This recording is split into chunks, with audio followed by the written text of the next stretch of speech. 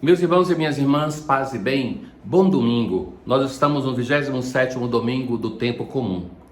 Mais uma vez, nós nos reunimos para celebrar a nossa Páscoa semanal, para estarmos diante do Senhor que ressuscita não somente para Ele, mas ressuscita para nos dar uma vida nova. E porque cremos nessa força do ressuscitado, que nós nos reunimos mais uma vez aqui para renovar a nossa fé. De fato, a Eucaristia não é um prêmio para quem crê, mas é um alimento para nós, enfraquecidos, fragilizados, para que possamos sempre de novo voltar ao nosso Deus. Na antífona de entrada de hoje, Senhor, tudo está em vosso poder, e ninguém pode resistir à vossa vontade. Vós fizestes todas as coisas, o céu, a terra e tudo o que eles contêm. Sois o Deus do universo. A criação inteira é admirada. Esse é o livro de Esther, da sua oração, mas tem uma dimensão muito própria do carisma franciscano, que é aquela que São Francisco faz, de chamar a criação para louvá-lo, para louvar o nosso Deus. Ora, nós temos hoje uma passagem, na primeira leitura, do profeta Abacuque. O profeta, ele vai fazer diversas perguntas a Deus diante do sofrimento do seu povo. Senhor, até quando clamarei sem me atenderes? Violência sem me socorreres? Destruições e prepotência estão à minha frente, reina a discussão, surge a discórdia. O profeta vai dizer que por todo lado ele vê sofrimento. E o que está acontecendo? Que ele clama por Deus e não tem uma resposta. Meus caros, todo mundo que tem um coração misericordioso, que sabe se compadecer do sofrimento alheio, que vive o sofrimento na própria pele, pode ter essas perguntas que são justas. A quem mais fazer perguntas assim, senão a um Deus? Se nós o amamos e temos amizade e confiança nele, não vamos estar constrangidos em fazer essas perguntas. E agora é o próprio Deus que responde. Escreve esta visão. O profeta deve transmitir. A visão refere-se a um prazo definido, mas tende para um desfecho e não falhará. O sofrimento tem um limite. Não é que ele seja eterno, nem imortal. Deus coloca um limite no sofrimento nosso, da humanidade. Se demorar, espera. Tenha esperança. Não se desespere. É Deus que é Senhor da história, não os nossos sofrimentos, não os nossos percalços. Quem não é correto vai morrer, mas o justo viverá por sua fé. Esta frase conclusiva é o motivo da escolha desse texto para a liturgia de hoje. Mais uma vez nós temos o tema da fé que nos ilumina. No Evangelho nós temos um pedido dos apóstolos. É preciso, meus caros, diante dos sofrimentos, diante das questões sociais que nos preocupam, ter fé. É Deus que é Senhor da história. Não somos nós, não somos poderosos deste mundo, mas é Deus que é Senhor da história. Por isso, o justo viverá de sua fé. O Salmo 94 de hoje é um convite para exultar, aclamar, ir ao encontro do Senhor. Ao seu encontro caminhemos com louvores e com cantos de alegria o celebremos. Vinde, adoremo-nos, prostremo-nos, ajoelhemo-nos ante o Deus que nos criou. Porque Ele é nosso Deus, nosso pastor, e nós somos o seu povo e seu rebanho. Se Ele é o pastor, Ele nos cuida. Se somos ovelhas, se somos rebanho, devemos ser cuidados pelo Senhor. Não fecheis o coração como em Meriba, como em Massa, lugar onde o povo de Israel abandona o Senhor. Onde os vossos pais me provocaram, apesar de terem visto as minhas obras. Nós hoje temos, na segunda leitura, um texto da segunda carta de São Paulo a Timóteo.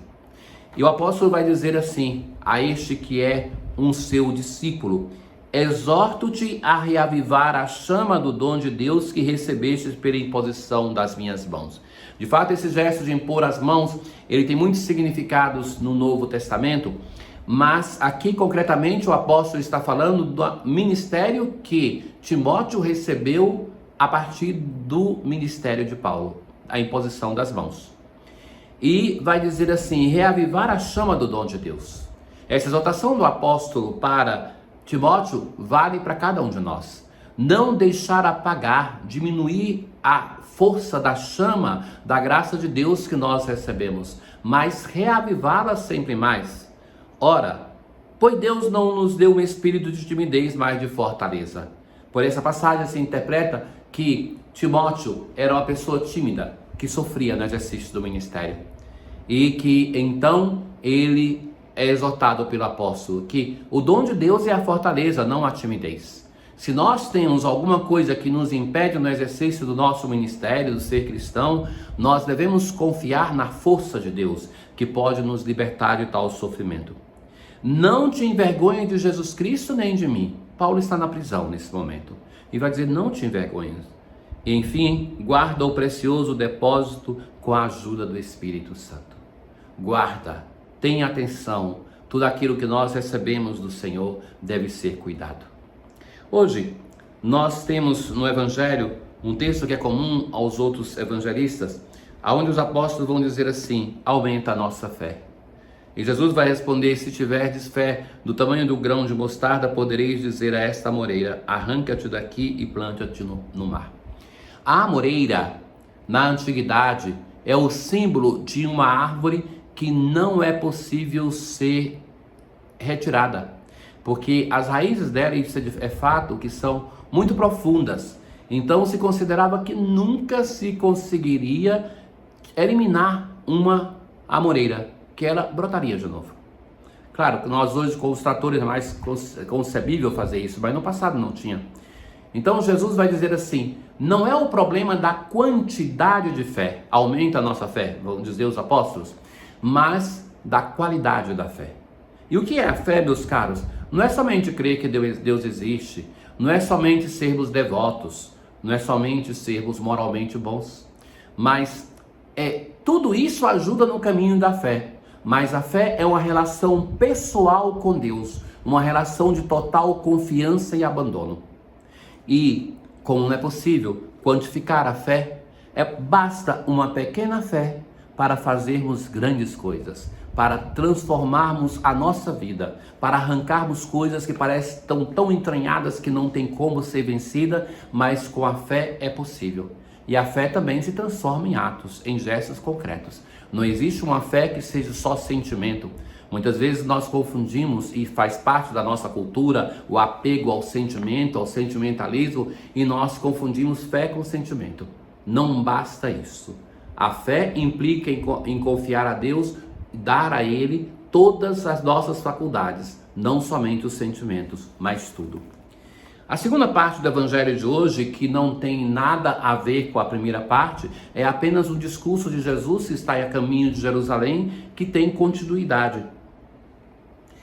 Jesus vai dizer assim, se algum de vós tem um empregado que trabalha a terra ou cuida dos animais, por acaso vai dizer quando ele voltar do campo, vem depressa para a mesa?